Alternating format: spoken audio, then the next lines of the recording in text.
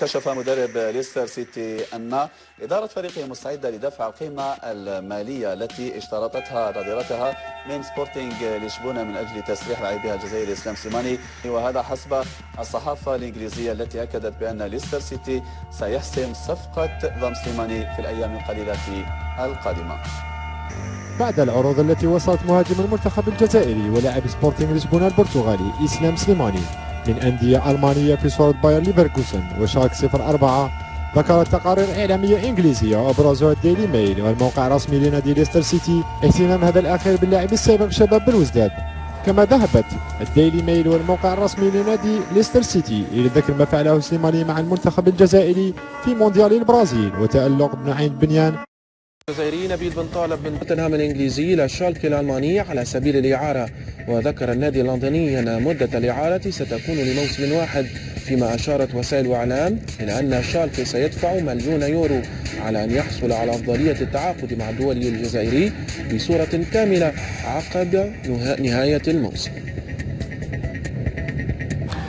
في انجلترا تتواصل تحليلات الصحف لمجموعات الأندية الإنجليزية المشاركة في دوري أبطال أوروبا، ومن ضمن صحيفة ديلي ميل الصحيفة اعتبرت أن بطل الدوري ليستر سيتي بالإضافة إلى الثنائي اللندني أرسنال وتوتنهام جاءت مجموعتهم أفضل وأسهل من مجموعة مانشستر سيتي الذي سيواجه برشلونة مرة أخرى. الصحيفة قدمت قراءة أوروبا، ومن ضمن صحيفة ديلي ميل الصحيفة اعتبرت أن بطل الدوري ليستر سيتي بالإضافة إلى الثنائي اللندني أرسنال وتوتنهام جاءت مجموعتهم أفضل وأسهل من مجموعة مانشستر سيتي الذي سيواجه برشلونة مرة أخرى.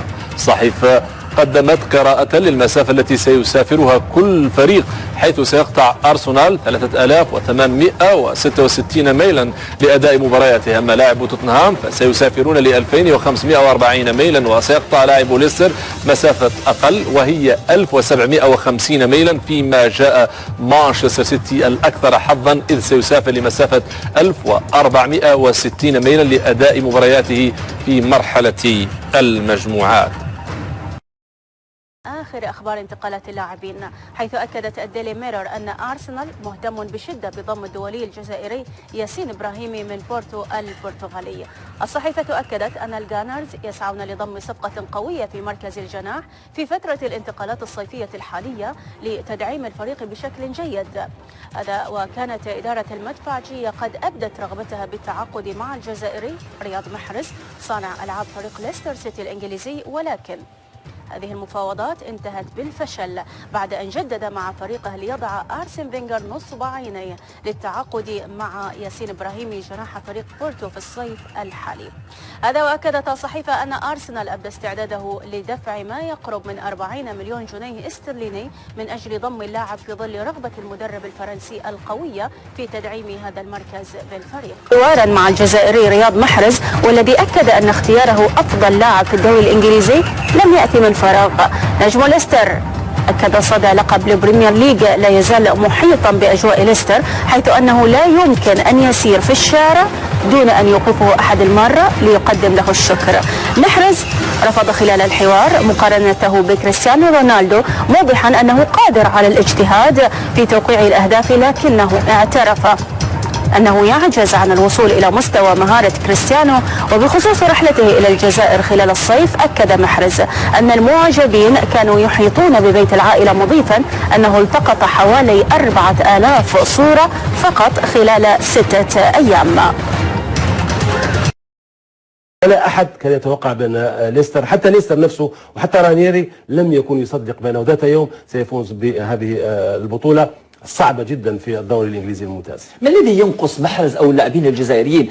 أنا أخص محرز لأنه أفضل لاعب في الدوري الإنجليزي، هذا ما أقوله دائما، ومن بين أفضل 11 لاعبا في العالم. لما نقول لك في العالم يعني ميسي وكريستيانو رونالدو وأسماء عديدة. ما الذي ينقص محرز حتى يكون مثل مثلا ديدي دروغبا وأسماء أخرى التي تألقت بشكل ملفت للانتباه في الدوري الإنجليزي؟ يحتاج إلى وقت، لأنه منذ 3 سنوات محرز لم يكن شيء.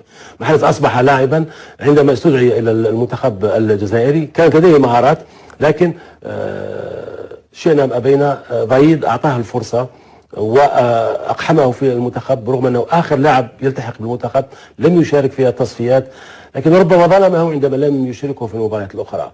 لم يلعب كثيرا في مباراة بلجيكا، كان ممكن أن يقدم إضافة إلى المنتخب، لكن لم يعطى هذه الفرصة. لكن مع ليستر بعد ذلك أثبت بأنه من طينة الكبار، أنه لم يكن، رغم أن جسمه الذي يشاهد صورة هذا اللاعب يرى بأنه لا يستطيع يتحمل قوة الإنجليز، الالتحامات، القوة البدنية، لكن مهاراته وذكاؤه في اللعب سمح له بأن يتفوق حتى على مدافعين كبار ويسجل أهداف ربما ستبقى تاريخية، خاصة في نادي مثل تشيلسي مثلا. بورصة اللاعبين الجزائريين في أوروبا ارتفعت في الفترة الأخيرة لما نرى محرز أو حتى إسلام سليماني الذي اشترط نادي سبورتينغ لشبونة 30 مليون يورو. تعرف جيدا أنه 30 مليون يورو في أوروبا مبلغ كبير مقارنة بإسلام سليماني الذي لم يكن ربما شيئا قبل سنوات مثل ما قلنا على رياض محرز. هل نملك صحيح أنه لاعبين باستثناء محرز وإسلام سليماني ربما اخبار نملك لاعبين لديهم القدره ان يلعبوا في نوادي معروفه كبيره؟ لا اتحدث عن البطولات الفرنسيه او باستثناء باريس سان جيرمان، اتحدث عن انديه كبيره مثل تشيلسي او ارسنال او برشلونه وحتى انديه اخرى. حتى هذه الانديه حتى الان لم توقع مع هؤلاء اللاعبين، حتى الان محرز لم ينتقل وسليماني لم ينتقل. يقولون ايفرتون قريب جدا من سليماني، لكن الوحيد مندي هو الذي وقع ومع بيتيس، وأتوقع بأن هذا اللاعب سيستفيد أيضا والمنتخب الجزائري سيستفيد منه، لأنه سيلعب مباريات كبيرة. أولا سيلعب ديربي الأندلس أمام إشبيليا، سيفيا الذي فاز 3 مرات متتالية بأوروبا ليج، والذي الآن يغادره مدربه إلى باريس سان جيرمان أوناي إيمري.